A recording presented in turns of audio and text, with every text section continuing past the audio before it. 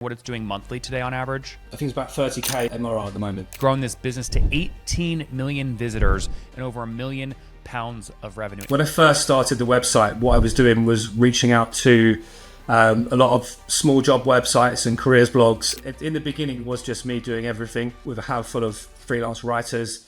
Hey folks, my guest today is Andrew Fennell. You know, he reached out cold to me and I said, Andrew, we have a huge wait list for the podcast. I'm only letting folks on that can actually share a screen, show proof of what they're doing, and are open to be transparent to teach my audience. And he said, yes. So today you're gonna learn how he built his company, Standout-CV.com, right? Which is a interview-winning CV and online CV builder. Now this is a very competitive space, so you know he has to be very good at SEO to win in this space. He's gonna teach us how he's grown this business to 18 million visitors and over £1 million of revenue. Andrew, you ready to take us to the top? Yes, thanks very much for having me. All right. So first off, when people visit CV, if they want to follow along, they might look at it and go, wait, this looks like a boring resume application or something. Why did you pick this space? Well, I wouldn't say I really picked it. I guess it picked me in a weird way. So prior to starting this website, I worked in recruitment for a few years. But I never really liked it, and I was always trying to start online business on the side. And I initially started freelancing, writing people's CVs for them. And then once we got a bit of traction and I started to get a few clients through that, I started the website. And initially it was a CV writing service website. But basically over the years, it made more sense to move to an advertising business model, and then finally to an app. Interesting. Okay, so can I view the app on my screen here somewhere, or is it? Yeah. So if you see the CV builder, in the top bar there, or the create, that bit there, and that would take you to that, and you can go to create your CV now, and you can essentially pick templates, change the colors, all that kind of thing, add pre-written content. Bing, bing, bing. Okay. What happens at the end? So once you've built the full CV, it will give you a preview of it, and then once you're happy with it, you can then pay to download it. So it's initial just a low price to have it for the first 2 weeks, and then if you want to keep it and have it to edit and use for more applications and tailor it, then it's a monthly $16.95 per month. Why can't you fill all this in with AI? Why do I have to do so much work on the onboarding to get it accurate? That's because we haven't got around to putting AI in it yet. So okay.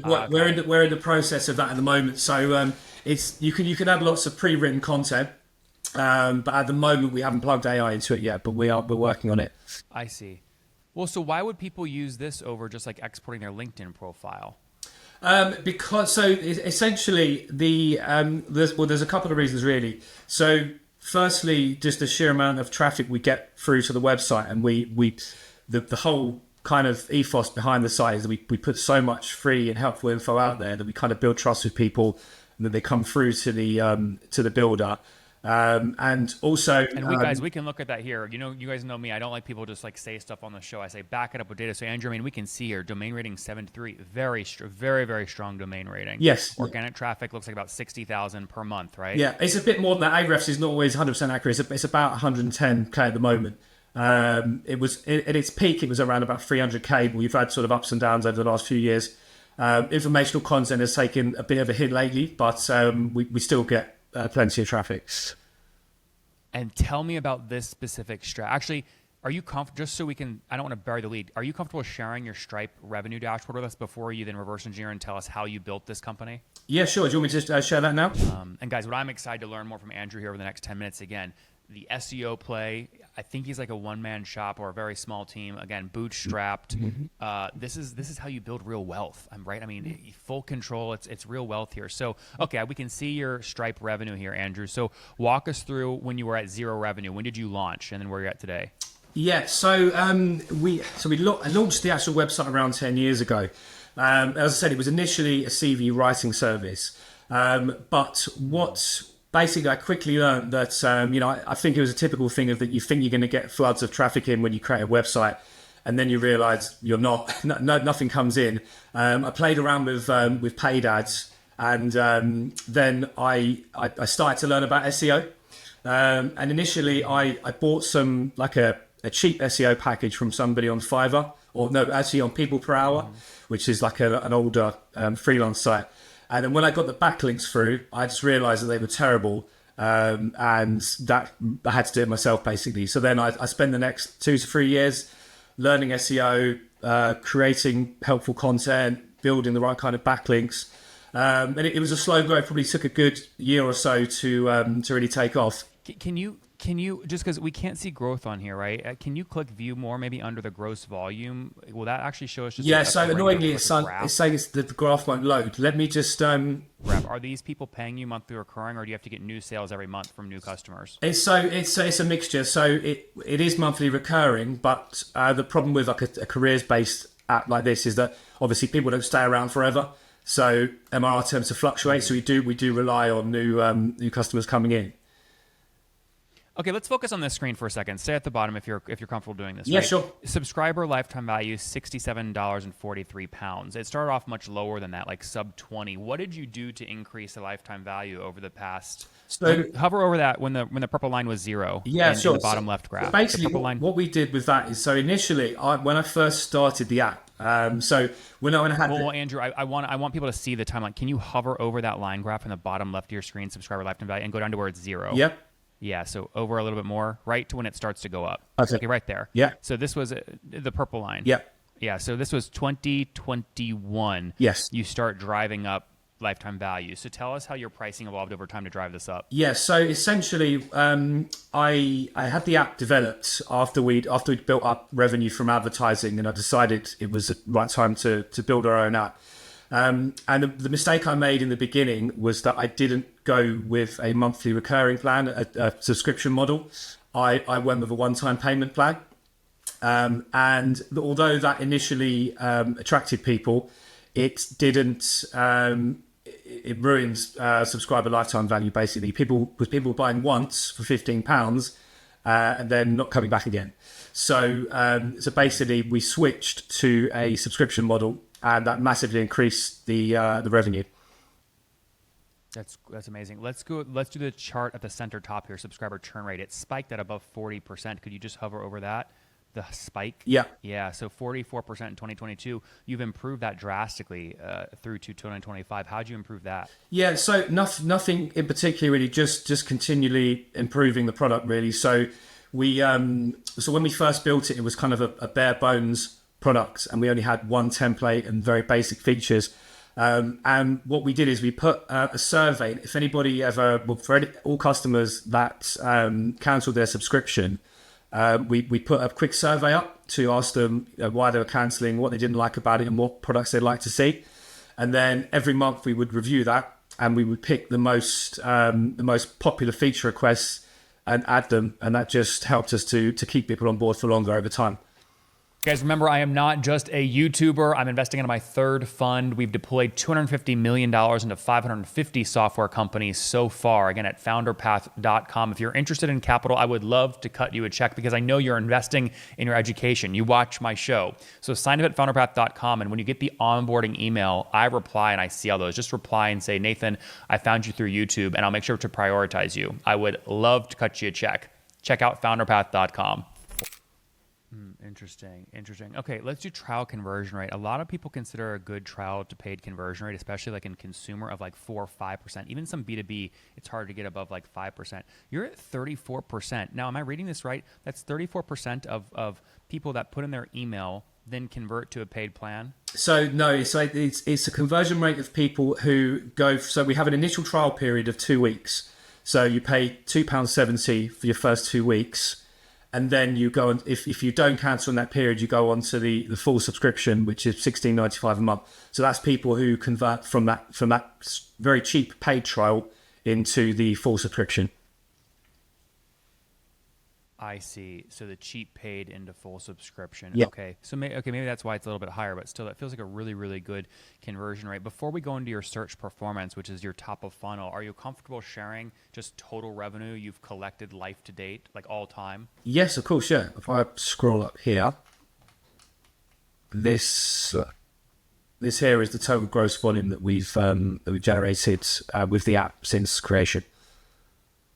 Which is between what year and what year? That's in about 4 years. Cool. So between 2020 and 2025, Yes. you've done £1 million. Yeah. And is this you sold one? So I'd just like to say I actually do a lot of the link building myself still, but they supplement it but very well. So they're a company called Root Digital who are based here in the UK. Can you show me their website? I can indeed. And while that's loading, you mentioned you still do some of the link building yourself. What does that mean? A lot of people know you need link building, but you get these spam emails all the time from people saying, we'd love for you to backlink to us in this last blog post. I delete every one of those emails. So the people actually doing backlinking well, they're doing something creative. What are you doing? Yeah, so shall I give you a bit of a run through of what I used to do when I first started and now what I've kind of moved towards? Yes. Yeah, okay. So link building is probably one of the hardest parts of SEO. When I first started the website, what I was doing was reaching out to a lot of small job websites and careers blogs and mostly pitching guest posts. And that still is a valid tactic, but it's not as successful anymore as it was back then, simply because so many people are doing it that websites are getting a bit reluctant to it now. They find it spammy, so they don't really want to engage in it. So it can still get you some of the way. But what we've moved to now, a more natural piece of useful piece of content that naturally attract links, and that this is something really that Root Digital kind of taught me, and I've done some of myself as well. But basically, the two kind of pillars of it are digital PR. Can you show us an example, by the way, while you give the story? Yeah, I can indeed. Yep. So let me I'll give you one of each. So just go to.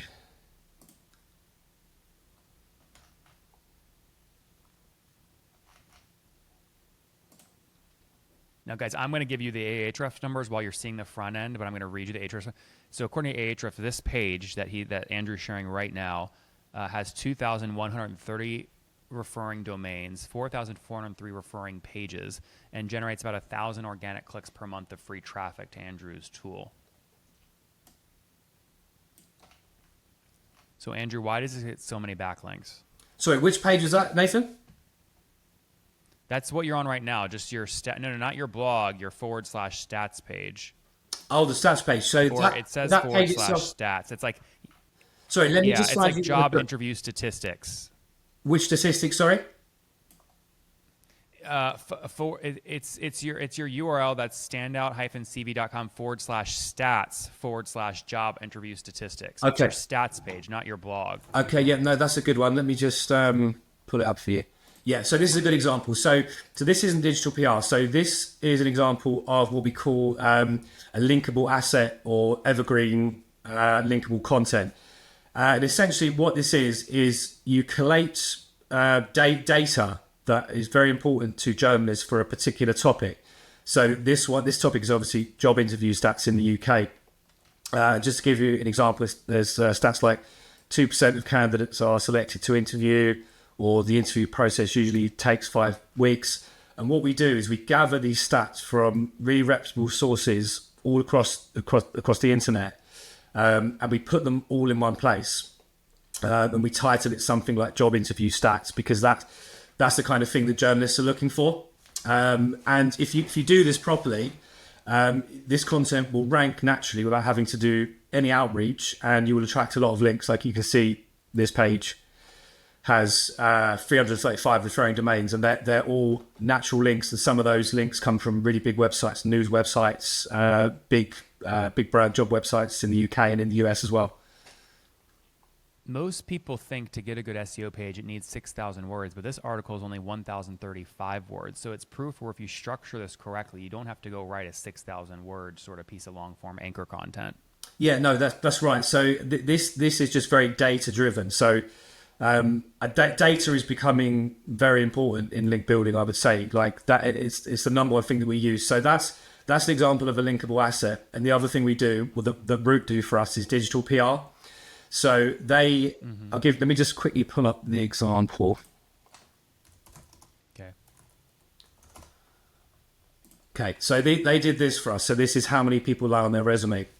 So what digital PR does is they they create stories using data in your industry. So for this one, they use a survey, but they sometimes will get data from public sources and analyze it. So lots of different ways they can do it. But essentially here, they surveyed, I think, 1,000 people in the States, asking them if they'd ever lied on their resume, why they lied on their resume, if it helped them get their job, that kind of thing. And then they go to press with the story. And this did really well. So this one has 212 referring domains, and this had some really big pickups. So I think it got picked up by Entrepreneur, maybe CNN, a few of the big US news sites. So how do you pay Root for this? Is it a fixed fee per month or pay per backlink, or how do you pay them? It's a fixed fee per month. Most agencies that you work with that do this kind of like high-level link building will charge a fixed fee. Although having said that, I think Root actually have started to do a per campaign one now. But it's relatively expensive, but it's really, really worth it, because you get the best links you're ever going to get. They're natural, they're relevant, they're exactly kind of links that Google really wants you to get. How expensive? What do you pay them per month? I'm not sure if I should say that, or do you think I should? What's a range? So for basic like digital PR and those kind of services, you'd probably be looking at least like 2,000 a month, 2,000 GBP. Okay. So is it fair to say you're paying them somewhere between $2,000 and $10,000 a month? Yeah, so yeah, in that range at the moment, yeah. That's a big range, right? So we left enough ambiguity there, right, where it's not too revealing. But okay, that's helpful. Yeah. Let's go over to your Search Console performance, because ultimately all this SEO traffic, what you want to be seeing is organic clicks from Google. So can we zoom out and go to, are you custom? Is this the last 16 months? Can we go to the last 16 months? This is as far back as I could take it through to as far as I could take it in the current time. So we have a bit of a dip here because that's it's a very seasonal business, obviously. Around towards the end of the year, traffic really dips off. But this is only going through 2024. Can we see it going all the way up through to today, or do bad things happen this year so you don't want to show 2025? No, I can't show you from there onwards because of the buyers. Oh, is this what you told me before the show? Oh, got it. Okay. Did it generally get worse or better though in 2025? It probably stayed around the same, to be honest. Okay. All right. So take me back when you hover over your highest blue line peak. He was getting 7,500 clicks organically. Hover over the peak. He was getting 7,500, one of the peaks. Yeah, 7,493 clicks per day organically from Google. This was back on July 9th of 2024. And any other tactics, Andrew, you want to teach my audience? You mentioned the backlinks, you mentioned the big articles, anything else driving this traffic? Yeah, so I would say the best thing you can do for SEO is to really create helpful content. I know it's like the kind of generic thing that you always hear, but it's to really understand your ideal customer and what their problems are, what they're looking to solve, and really try to create content that's actually going to help them. I think these days with the influx of AI tools, everybody's just trying to spin up, a 1,000-page website in a couple of days and think that's going to start ranking, but it's not really like in this day and age. You need a lot more. So just to give you an example, if we look at some of our pages here, so our CV example pages are kind of like our bread and butter. They're what the site is mainly made up of. And one thing that we now like to do is add features that you can't get from ChatGPT. So here you can click on the CV to enlarge it, have a look at it, and you can also switch to the text version so that you can copy and paste it. So we're finding that if you're putting things onto your site that people can't get in ChatGPT now, that's helping drive clicks through, because obviously if they can just get it in ChatGPT, they've got no reason to leave. But if they visit your site and they can see you've got a bit more, and if there's a reason to actually go to the site, then that's going to encourage them to actually visit you. Yep. Okay, let's go back to Search Console for a second. Can we scroll down to see the queries that you're ranking really high for in the table? Okay, so How to write a CV, job description template, example. Okay, this all makes sense. Nothing surprising here. I can show you some more. If we scroll back up, Okay, CV students. Yep. Guys, the reason I show this is because you can see the programmatic SEO, right? You can see combinations of things here, right? CV examples for, and then insert a bunch of industries, or see different kinds of templates, right? These are like programmatic, playbooks here, right, Andrew? Yeah, yeah. So we actually did some programmatic SEO, which I could talk about if you like. Please. Yeah. So programmatic SEO, very good, but as a word of warning, use it carefully. So we, for our example CVs, obviously a lot of the content is repeated. Once you start writing these, you realize that you're kind of repeating a lot of the same information over and over again, but you have to tailor each one for a particular job. So I actually created a tool that enabled us to essentially type in job titles, and then I got a developer to write this Python tool, and we basically entered a load of like staple phrases, and what it would do is it would sort of randomize them, put them into the post, and then just insert different, like if the job title was engineer, it would insert engineer into the points where the job title was. And we also pulled some pre-written stuff from ChatGPT as well, and it worked really well in helping us to create a lot of content at scale. But we pushed it a little bit too far, and I took my eye off the ball a little bit, and essentially we started to lose a bit of traffic. And when I looked into it, we had a lot of very, very near duplicate content. So we had like sales executive CV and sales exec CV, which are obviously exactly the same thing. So programmatic SEO is good, but you have to keep an eye on it, and you have to make sure the content is still quality. Otherwise, what happened with us essentially is that we produced far too much content, and it was confusing Google because a lot of it was very much the same. So we ended up having to do a huge project where we did a big content prune. We got rid of a lot of the duplicate stuff, had to redirect back to the kind of main pages, and afterwards we did see some recovery. But it's very good, but use it sparingly. Makes a lot of sense. Thanks for that. Let's look at some of the other data points here. If we click on average CTR button in the center top there. Yep. I just want to see if that line's going up or down generally over time. Okay, so slightly down. A lot of people are seeing that go slightly down, especially with ChatGPT in 2025. Yep. What about average position? Okay, server for flat. Okay, so nothing shocking in here, right? No. Yep. Okay, cool. This is super helpful. Thanks for showing us that. You can stop sharing now. So I guess help me understand what you want to do with the business. I mean, we got total lifetime sales. You said it's over £1 million. Are you comfortable sharing what it's doing monthly today on average? Yeah, so it's doing around I think it's about 30k MRR at the moment. Okay. So would you sell the business? Like if I offered you all cash, $250,000 to sell the business today, would you do the deal? Yeah, maybe not for that much, but certainly open to looking for buyers at the moment. Yeah. And why is that? Why do you want to potentially sell this? Do you have another idea you want to move to, or what? Yeah, so I've actually already launched a SaaS SEO agency. So what I'm doing now is I'm helping other SaaS businesses to grow their traffic and revenue with SEO. So the Standout CV is running pretty passively at the moment, but still with some of my involvement. So we're in talks with a couple of different other resume builder companies, one big one in the US actually. So I'm hoping to set it in the next 6 months to a year. And I mean, are you comfortable sharing? Do you think it's going to be a $500,000, $1 million price? What sort of multiple are you looking for?